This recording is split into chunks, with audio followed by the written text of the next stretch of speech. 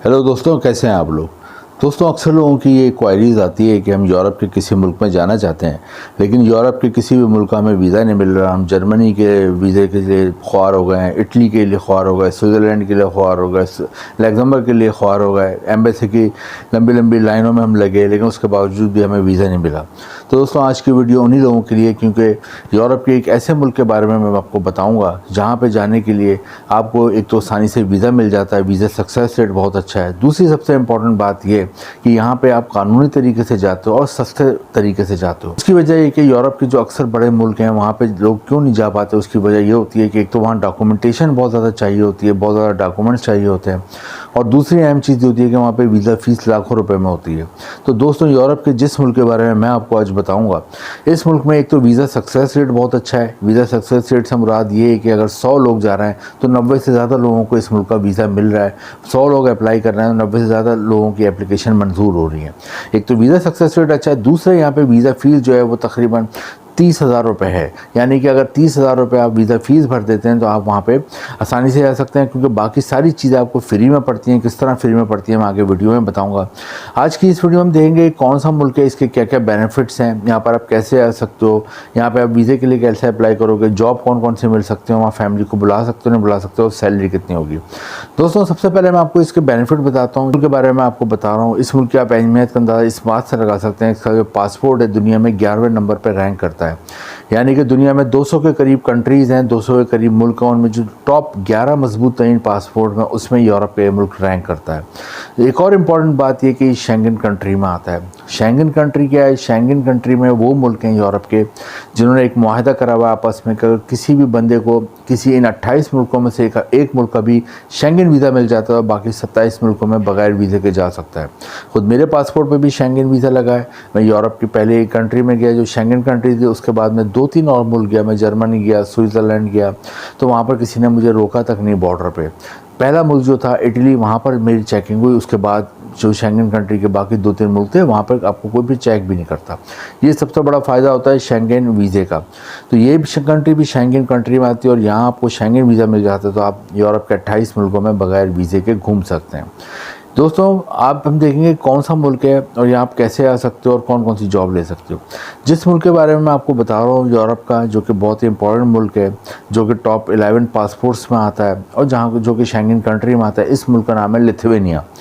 Lithuania Europe में वाक़ है, उसके जो नेबर कंट्री हैं उसमें आता है रशिया आता है, नॉर्वे आता है और दीगर ममालिक आते हैं। यहाँ की आबादी 28 लाख के करीब है और दोस्तों आबादी कम है तो इसलिए वर्कर्स वगैरह की अक्सर बाहर से ज़रूरत पड़ती है। दोस्तों, लिथुआनिया अगर आप जाते हो तो वहाँ पे जाने के लिए आपकी जो जॉब्स हैं वो आसानी से मिल जाती है, वो मैं आपको पहले बता देता हूँ और फिर मैं आपको बताऊँगा आप जॉब कैसे हासिल करोगे, वर्क वीज़ा आपको कैसे मिलेगा। लिथुआनिया में सबसे ज़्यादा जॉब्स की डिमांड है वो है एग्रीकल्चर सेक्टर में। सेक्टर कहते हैं खेती बाड़ी का सेक्टर। अगर आपकी कोई भी एजुकेशन है एग्रीकल्चर के हवाले से, आपकी तालीम है, डिप्लोमा, शॉर्ट कोर्स, तो आपको अच्छी जॉब मिल जाती है। अगर आपकी कोई एजुकेशन नहीं है लेकिन आपको तजर्बा है, एक्सपीरियंस है एग्रीकल्चर में काम करने का, तो भी आपको जॉब मिल जाती है। एग्रीकल्चर में आपको कोई भी काम आता है, हार्वेस्टिंग आती है, फार्मिंग आती है, फसलों कैसे लगाते हैं, कैसे उतारते हैं, कैसे ट्रांसपोर्ट करते हैं, कितने टेम्परेचर पे रखते हैं, तमाम चीज़ें आप कर सकते हैं, आती हैं, तो आपको आराम से जॉब मिल जाती है। सेकंड नंबर पे है प्लास्टिक इंडस्ट्री में बहुत जॉब है। प्लास्टिक की बेशुमार फैक्ट्रियाँ हैं, उसमें आपको आराम से जॉब मिल जाती है। पढ़े लिखे हो उस हिसाब से जॉब मिल जाती है और पढ़े लिखे तो लेबर या वर्कर जॉब मिल जाती है। थर्ड नंबर पे इलेक्ट्रिक की बहुत यहाँ इंडस्ट्री है। इलेक्ट्रिक का सामान बहुत बनता है और यूरोप के बहुत से मुल्कों में यहाँ से जाता है। तो इलेक्ट्रिक इंडस्ट्री में अगर आपने इलेक्ट्रिकल में कोई इंजीनियरिंग करी है, कोई आपका डिप्लोमा है, कोई शॉर्ट कोर्स है इलेक्ट्रिकल में, या आपको इलेक्ट्रीशियन का काम आता है, तो आपको अच्छी जॉब मिल जाती है। होटल और रेस्टोरेंट इंडस्ट्री में बहुत जॉब है, क्योंकि यहाँ पर टूरिस्ट साल भर आते हैं और यहाँ जाहिर सी बात है टूरिस्ट आएंगे तो वो होटल और रेस्टोरेंट में स्टे करते हैं, वहाँ खाना खाते हैं। तो होटल और रेस्टोरेंट में साल भर जॉब रहती है। अगर आप पढ़े लिखे हो उस हिसाब से आपको जॉब मिल जाती है, और आप अगर पढ़े लिखे नहीं हो तो उस हिसाब से आपको यहाँ पे वेटर की जॉब मिल जाती है, गार्ड की जॉब मिल जाती है, लॉन्ड्री में जॉब मिल जाती है, किचन में जॉब मिल जाती है, रूम सर्विस, हाउस कीपिंग की जॉब मिल जाती है। इसके अलावा यहाँ फूड डिलीवरी की आपको बहुत जॉब मिल जाती हैं। फूड डिलीवरी अगर आप करने में इंटरेस्टेड हो, फूड डिलीवरी की जॉब मिल जाती है। और फिर बड़े बड़े डिपार्टमेंटल स्टोर हैं, बड़े बड़े डिपार्टमेंटल स्टोर्स में आपको आराम से जॉब मिल जाती है एज अ सेल्स पर्सन, और वहाँ से भी आप ग्रॉसरी की डिलीवरी भी घरों में कर सकते हैं। तो शोबे की भी जॉब है, इसके अलावा मेडिकल शोबे में अगर आप डॉक्टर हो, आपको डिस्पेंसरी का काम आता है, आपको नर्स का काम आता है, तो आपको अच्छी जॉब मिल जाती है। ये तमाम जॉब है। अब जॉब के लिए आपने ऑनलाइन अप्लाई करना है। उसके लिए आपके पास यूरोपियन फॉर्मेट में CV और कवर लेटर बना हुआ, अगर नहीं बना हुआ तो बनवा लें, क्योंकि यूरोप में यूरोपियन फॉर्मेट का CV और कवर लेटर चलता है। वो आपने ऑनलाइन अप्लाई करना है। 2-3 लिंक मैंने भी डिस्क्रिप्शन में दिए हैं जॉब के, और इसके अलावा भी आप गूगल पे सर्च करेंगे तो आपको बहुत सारे लिंक मिल जाएंगे, लिंक्डइन पे, ग्लासडोर पे, इंडीड वेबसाइट पे।